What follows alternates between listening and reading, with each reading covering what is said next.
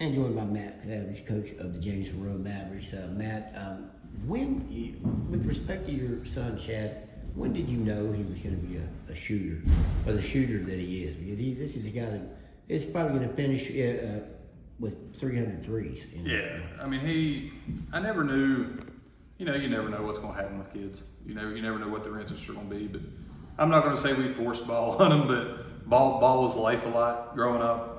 He spent a lot of time in the gym growing up. Everybody talks about their kid's a gym rat. Shad definitely was. And he didn't have much choices. I coached volleyball. I've been coaching almost 19 years now, volleyball. And so he was always in the gym. He got pretty good at volleyball, by the way, but he always had a basketball in his hands while I was coaching the gym. And so from when he was little, he always went a step farther than you were coaching volleyball. He was dribbling the basketball. Oh, 100%, yes, 100%. And so from when he was second, third, fourth grade, you could see it start to develop, but you never know because they're young and you never know what's going to happen. But by the time he got to about 6th, 7th, 8th grade, in the middle school region there, he wanted to start fixing his shot, and he wanted to start getting extra reps in the gym. He wanted to start, and when you see the drive in the kids, that's when you know there's something there. And going between his 8th and 9th grade year, we had to fix his shot a little bit, and I had Kelly Mann come in and help me a little bit with it. And Chad was willing to fix it. In the first month or so when we fixed it, it was pretty ugly. I'm not gonna lie, it wasn't pretty. But by the time season got here, putting up 500 to 1,000 shots a day, eventually it became muscle repetition for him. So is that a lot of what it is in games then? I mean, especially when he gets in the zone, you can tell. I mean, and he starts knocking things down. Yeah, and I'm a firm believer in that. I think muscle memory is huge, and especially for a shooter. You shouldn't have to think about what you're doing when you go up to shoot, and I think muscle memory is a big thing with him. A guy like Eli Allen, you're going to have him for 2 more years. Yeah. Is he a guy you think that can make a push for Player of the Year his senior year? Which is very hard to do. Yeah, and you never know what happens in the next 2 years. But yes, I do. He's got something to his game that not a lot of people have. And it's at his height. Can you identify that, or no? Is it just something you can't identify? Yeah, I mean, because you can handle the ball more than just about anybody around this area. But his shot's starting to come along. That's one thing he had to work on in the off season a little bit, was his shot. And so he started to work on that because everybody knows he can get to the hole. He can get to the hole. I'm not going to say it will, but he can get to the hole most of the time. Just finishing was. Yeah. So if he can create the outside with that, which I think he has, how do you defend him? And that's the problem. But once again with Eli, yes, unbelievable offensive player, but the defensive side, he can guard 1 through 4. I mean, he can absolutely just terrorize 1 through 4, and he gets after it. Well, he can do that, and you've got Shad, who just seems to be disruptive to people because as well as I do, when this game starts, everybody's locking down on defense. Everybody's up on you. You watch it at any level. Yeah. As the game goes on, well, the defense goes down, but Shad seems to be one of those rare people that keeps getting into your job. And it's irritating. Shad learned his sophomore season. He started figuring out, understanding how to play defense. And what I mean by that is he gets after it. Like he may not have the quickest hands all the time. He may not have the quickest feet all the time. But I promise you, he's going to be around the ball and he's going to go run circles around you the whole entire time. And what he's figured out is when you got guys like Eli, guys like Josh, that are turning third guys with the ball, he's learned how to read that. And he's the beneficiary of understanding it, and he's getting all these backdoor steals because of it. Well, I mean, I've seen him even, a guy will come down the court and then he'll turn back, so he's not facing him, and he'll run all the way around the guy to try to get the ball, and it's kind of like a whirling dervish, and that's got to be irritating to an opposing player. And I told Shad his freshman year, when we knew he was going to have to come in and play some for us, I said, you're at that time 5'10", and of course he's only about 5'10 and a half now. But I said at 5'10", you've got to give another factor to it. And I said, one factor you can do is nonstop. And he's took that to heart. And when if he's between the lines, he's got 100%. And he doesn't know when to let off the pedal. Is that, from opposing coaches, the biggest compliment you've got about Chad, or is it something else? Is it Oh, no, 100%.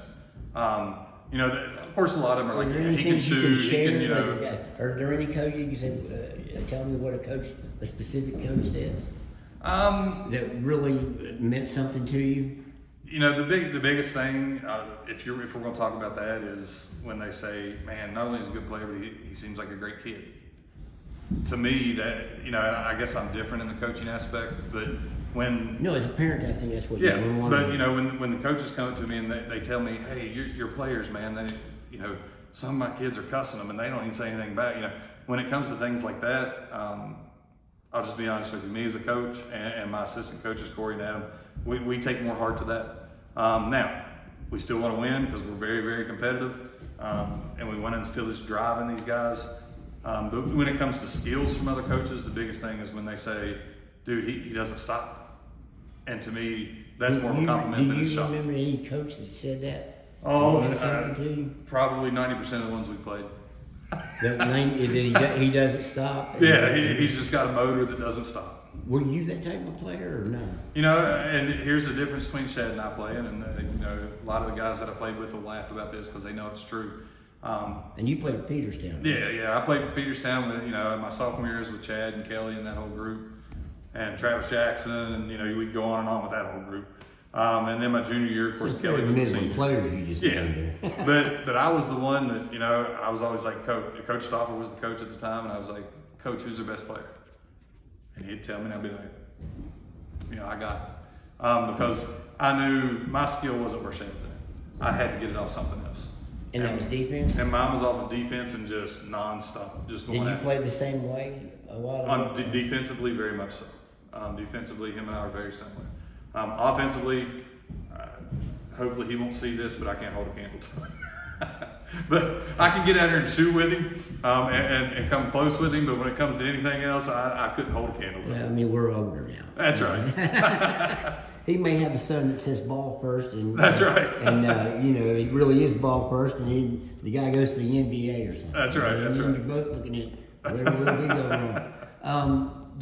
As good as those guys are, your two stars, your two first team All-Staters, is this season going to fall to what you get from other guys in the long run? I agree 100% with that statement. You know, Eli and Chad, you know, they're going to have up and down games. Everybody does.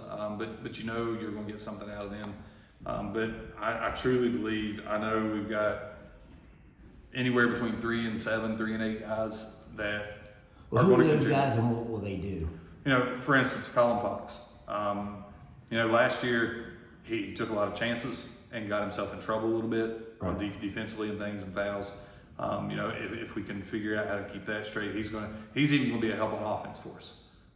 He's a north-south player. You know, it's not a side-to-side, it's north-south. He can get to the rim. Josh Burks, I believe his shot has got better in the corner.